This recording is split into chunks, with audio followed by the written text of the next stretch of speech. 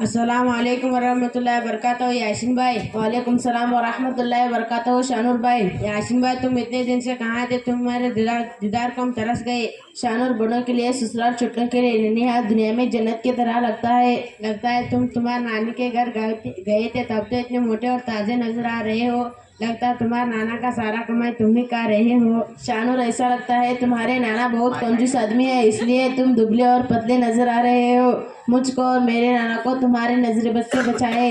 यासीन भाई, जाने दो, तुम नाराज हो गए हो, जरा ये तो बताओ तुम वहाँ क्या कर रहे हो? शानूर, मैं वहाँ स्कूल भी जाता हूँ और हमारे मोहल्ले में मकतब चलता है। हर रोज पाबंदी से जाता हूँ। हमारे हाफिज साहब बहुत अच्छे हैं और बहुत मेहनत से पढ़ाते हैं। आपके हाफिज साहब तुमको क्या सिखाते हैं? हमारे हाफिज साहब हमको कुरान सिखाते हैं, दीन की जरूरी बातें बताते हैं, कुरान और हदीस की बातें सिखाते हैं। माशाल्लाह, आपके हाफिज साहब तो बहुत ही अच्छे हैं। जरा ये तो बताओ कौन सा गुनाह है जिसको अल्लाह कभी माफ नहीं करेगा? शानूर, जो इंसान सिर पर होगा उसको अल्लाह ताला कभी माफ नहीं फरमाएगा। यासीन भाई, कौन सा गुनाह है जिसका बदला दुनिया और आखिरत में जरूरी मिलकर ही रहेगा? शानूर, जिसका बदला दुनिया और आखिरत में मिलकर रहेगा वो गुनाह इंसान पर जुल्म करेगा, जुल्म का बदला दुनिया ही में होगा।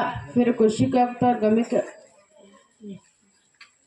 यासीन भाई, दो कौन सी आवाजें हैं जिन पर अल्लाह ताला ने लानत फरमाए है? शानूर, एक खुशी की मौत, खूब गाजे बाजे और नाचे गाने, दूसरी मुसीबत चीखना चिल्लाना, दोनों पर लानत फरमाई है। फिर खुशी के वक्त और गमी के वक्त मुसलमान को क्या करना चाहिए? शानूर, अल्लाह ने हमको खुशी का मौका दिया है तो उस पर सब्र करे, मुसीबत वगैरह आई तो ये हुक्म मुसलमानों को अल्लाह ने दिया है।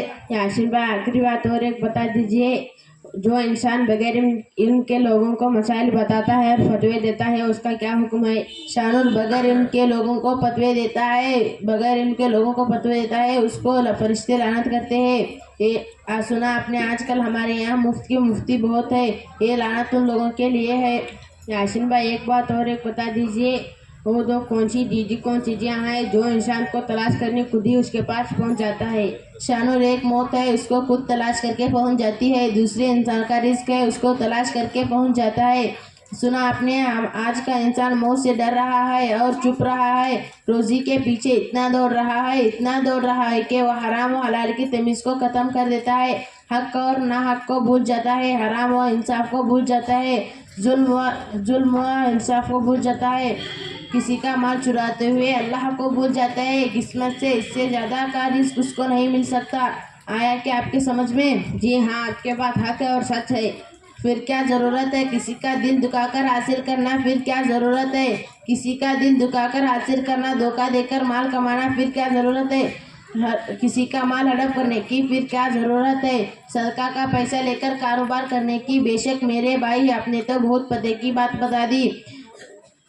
हकीकत में हमारा ईमान मजबूत हो जाए कि इस बात में हमारा ईमान जम जाए, तकदीर का लिखा हुआ कोई मिटा नहीं सकता और तकदीर का लिखा हुआ मिलकर रहेगा, सारी उलझनी परेशानियां दूर हो जाएंगी। हो भाई, आपने तो अपनी नानी के घर में ही सेहत भी बना ली और आखिरत भी बना ली, तुमको अल्लाह ने इससे ज्यादा तरक्की अदा फरमाए। यासीन भाई, ये सभी मेरी नानी के घर से नहीं मिला बल्कि बातें, ये मेरी उस्ताद मोहतरम की मेहनत का समरा है। आपसे भी गुजारिश है कि ईद के बाद दारुल उलूम में दाखिला लेकर अपनी आपको इल्म के जोर से आरास्ता कीजिए और इस इल्म से अपने घर वालों को भी फायदा पहुंच जाती है और अपने आखिरत की फिक्र कीजिए। जी हाँ, मैं भी ईद के बाद आपके मदरसे में दाखिला लेता हूँ। दुआ कीजिए कि आप मेरे हुक्म में अल्लाह ताला मुझको आसान कर दे। अच्छा भाई, अब चलते हैं। अस्सलाम वालेकुम वरहमतुल्लाहि वबरकातुहू। वालेकुम